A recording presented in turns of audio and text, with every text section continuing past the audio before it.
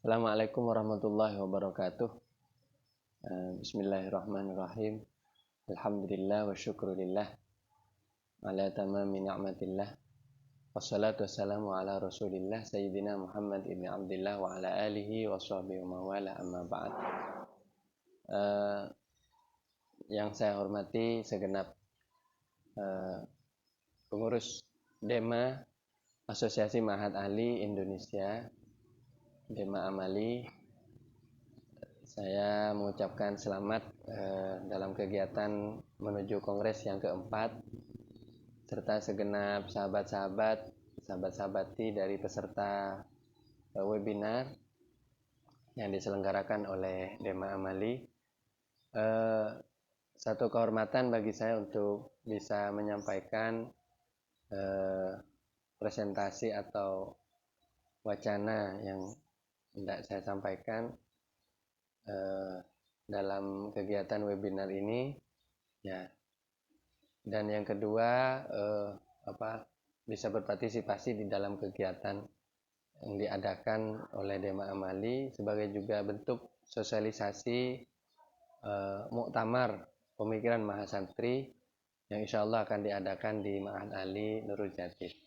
Tentunya kegiatan muktamar pemikiran Mahasantri ini merupakan usaha kita untuk menyemarakkan kontribusi Mahasantri terhadap dunia keilmuan, terhadap pemikiran di kalangan umat Islam, khususnya warga Nahdliyin. Ya. Baik, teman-teman yang saya hormati, dalam membicarakan tentang peran Mahasantri, ya, kita tidak boleh melupakan bahwa Mahasantri merupakan santri plus, ya. Artinya santri yang memiliki tugas tafakuh fiddin di pesantren, dengan tentunya belajar sesuatu yang dibutuhkan di tengah masyarakat, dan dalam belajarnya itu jauh lebih intensif, ya, diharapkan jauh lebih intensif dan lebih mendalam. Dan tentunya secara akhlak juga Mahasantri adalah tetap seorang santri dengan kriteria-kriteria akhlak yang diajarkan oleh para kiai, para ulama di pesantren-pesantren. Nah, tentunya Mahasantri ini khususnya, ya, yang belajar di lingkungan Ma'had Ali ini sejak dulu telah terlibat di dalam produksi pengetahuan. Jadi saya akan mengatakan bahwa Mahasantri adalah agen produksi pengetahuan keislaman di pesantren-pesantren. Ya.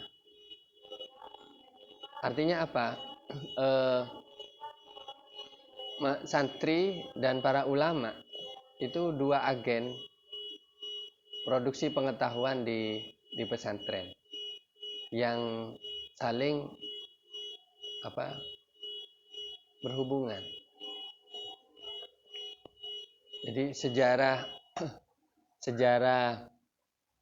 pesantren tidak lepas dari sejarah para ulama dan para santri. Nah, di dalam produksi pengetahuan itu para santri, ya, menjadi peserta, ya, dari proses pembelajaran di pesantren seperti muthala'atul kutub, ya, darsul kutub, mempelajari kitab-kitab yang mereka pelajari dengan langsung bertalaki, ya, bertemu dengan para guru, dengan belajar langsung kepada para ulama, para masyayikh. Nah, di dalam proses itu kita menyaksikan ciri-ciri memang dari santri zaman dulu. Perbedaannya itu adalah mereka cenderung pasif, ya, atau lebih cenderung menunggu dari guru untuk diberikan ilmu, ya, untuk menerima ilmu atau menerima pelajaran. Jadi santri zaman dulu kalau kita memaknai ngajinya memang dengan metode talaki itu membutuhkan kesabaran yang sangat tinggi dari murid untuk menerima pelajaran-pelajaran dari guru. Meski tidak berarti 100% pasif, karena dalam satu kesempatan mungkin ya seorang guru itu memberi kesempatan pada muridnya untuk bertanya. Nah, kita juga sering menemui berita-berita atau informasi bahwa orang-orang seperti Imam Asy-Syafi'i misalnya, di dalam majelis-majelis keilmuannya ya selalu membuka peluang untuk bertanya. Jadi, nah seiring zaman kita melihat pola-pola keilmuan para santri itu semakin beragam, ya. Jadi tidak melulu hanya pasif di hadapan kitab dan guru, ya, tapi juga semakin proaktif. Jadi misalnya sejak diperkenalkannya di lingkungan Nahdlatul Ulama itu metode Basul Masail misalnya. Basul Masail ini memberi kesempatan bagi para santri untuk aktif, ya. Dan itu sebenarnya adalah forumnya para kiai. Namun itu juga diterapkan di lingkungan pesantren pada para santri untuk berlatih belajar secara aktif dan mandiri, ya, bisa bilang begitu. Dan dalam perkembangan seterusnya mungkin kita bisa menyaksikan bahwa peran seorang guru itu lambat laun pada akhirnya digantikan oleh teknologi, ya. Bahkan hari ini muncul satu istilah yang buat saya menggambarkan satu tragedi di dunia keilmuan. Jadi istilahnya adalah the death of scholarship, ya, matinya kepakaran, ya. Itu judul sebuah buku. Jadi seolah-olah dianggap bahwa tidak ada lagi orang alim, tidak ada lagi ulama, atau tidak ada lagi ahli, tidak ada lagi kepakaran, tidak ada lagi para pakar ini. Nah, ini satu tragedi di dunia keilmuan ketika kemudian seiring waktu, ya, dari peran guru yang sangat sentral sampai kita tiba pada satu masa hari ini di mana guru itu dianggap tidak ada perannya, bahkan disingkirkan total oleh teknologi. Nah, tentu hal ini tidak cocok, ya, dengan kita di pesantren. Di pesantren kita tetap memiliki ketergantungan yang kuat kepada sosok guru. Di sisi lain, pesantren juga mencoba mengadopsi pola-pola pembelajaran dan pendidikan yang interaktif. Salah satunya melalui teknologi. Nah, saya kira peran mahasantri itu adalah dalam menyeimbangkan proses tersebut. Bagaimana agar dalam proses tersebut kita tetap bisa menimba ilmu dan barokah, ya, karena keyakinan akan barokah ini salah satu distingsi dan keistimewaan atau kekhasan dari dunia pesantren. Itu dari para guru, ya. Tapi di sisi lain tidak menghilangkan peluang bagi santri itu untuk belajar dari media-media alternatif, misalnya meski tidak bertalaki secara langsung, secara on time dan online, bisa mempelajari konten-konten keilmuan itu secara offline misalnya. Nah, ini buat saya membutuhkan satu pemahaman baru. Saya menyebutnya mungkin fikih teknologi gitu, ya. Jadi fiqhul wasail, al-wasail al-i'lamiyah, ya, at-ta'limiyah. Jadi fikih teknologi yang berkaitan dengan teknologi pembelajaran, ya. Karena ini masalah wasail, teknologi ini masalah wasail, teknologi ini masalah fasilitas atau perangkat-perangkat yang mempermudah suatu proses ilmu. Nah, dalam hal ini maka saya kira tugas mahasantri itu adalah tetap bagaimana bertafakuh fiddin dengan pola-pola tradisional yang salaf, Tapi di sisi lain juga terampil memainkan teknologi dengan tujuan untuk merawat khazanah yang salaf ini, sekaligus juga merawat, menjaga, mengkonservasi ya pengalaman-pengalaman belajar bersama para ulama, para kiai, dan para guru di lingkungan pesantren masing-masing. Nah, tentunya dalam proses ini lambat laun masyarakat akan sadar ya bahwa ulama tetap merupakan rujukan di dalam mempelajari agama, sehingga tidak ada istilah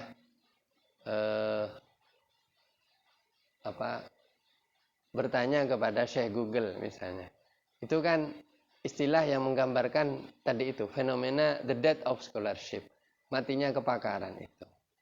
Nah, sebenarnya itu yang bisa kita harapkan. Jadi mau tidak mau memang peran mahasantri ini adalah juga merawat dua budaya. Pertama, budaya tulis menulis, budaya manuskrip dan budaya cetak ya. Yang ini merupakan fase dari budaya kitab kuning. Jadi kitab kuning itu sebenarnya ada di dalam fase budaya cetak. Nah, karena kitabnya membutuhkan matbaah ya, membutuhkan percetakan ya. Dan ada bentuk fisiknya. Dan mempelajari kitab kuning itu memiliki banyak sekali keunggulan. Karena dengan media kitab saja ya, itu santri bisa punya hubungan keilmuan yang kuat dengan masa lalu dari tradisi Islam itu, dari hazanah turoth ya, masa lalu seperti pemikiran imam-imam besar di dalam tradisi fikih, termasuk ulumul Quran dan hadis. Lebih-lebih ini hanya bisa dijalani jika kita melakukan ngaji ya. Tapi di sisi lain ada proses juga transkrip dan transformasi konten. Nah, transformasi atau transkrip konten ini artinya apa yang ada di kitab itu diubah ke dalam format yang baru dengan teknologi yang baru ini. Kalau di teknologi yang baru ini mensyaratkan interaktif, maka format yang ada dalam kitab ini diubah menjadi format yang lebih interaktif. Misalnya, bisakah mahasantri misalnya membuat konten atau tayangan-tayangan yang bisa mengaktualkan isi kitab kuning itu ke dalam isu-isu kekinian ya. Sehingga tidak hanya menukil ibaratnya tapi juga muradnya, bahkan mungkin hikmah-hikmah di balik ibarat tersebut. Nah, di sini saya kira kreativitas para santri di dalam mengolah teknologi itu sebagai wasail ya, at-ta'limiyah, al-wasail at-ta'limiyah, al-wasail al-i'lamiyah. Jadi perantara-perantara informasi, perangkat-perangkat yang dibutuhkan di dalam menyampaikan satu informasi. Dan tentunya ini ada satu hal yang patut diwaspadai ya, yaitu ketika pengetahuan atau knowledge itu kemudian direduksi, berubah bentuk menjadi data saja. Tentu ada rasa yang hilang, ada nuansa yang hilang. Sebagai contoh misalnya kita hanya tahu bahwa datanya begini, di tahun ini terjadi begini, kita sudah tahu. Tapi apa yang terjadi di sana itu tidak bisa didalami tanpa kita memiliki pengalaman mengaji. Oleh karena itu bagi saya tetap untuk menjadi seorang santri yang hidup di era digital, pengalaman mengaji itu adalah pengalaman yang mutlak. Ya, dan tidak bisa diwakilkan oleh teknologi itu sendiri. Itu saja ya, mungkin sebagai pengantar saya mohon maaf tidak bisa menjawab secara interaktif pertanyaan-pertanyaan Anda karena ini ditayangkan dari rekaman ya.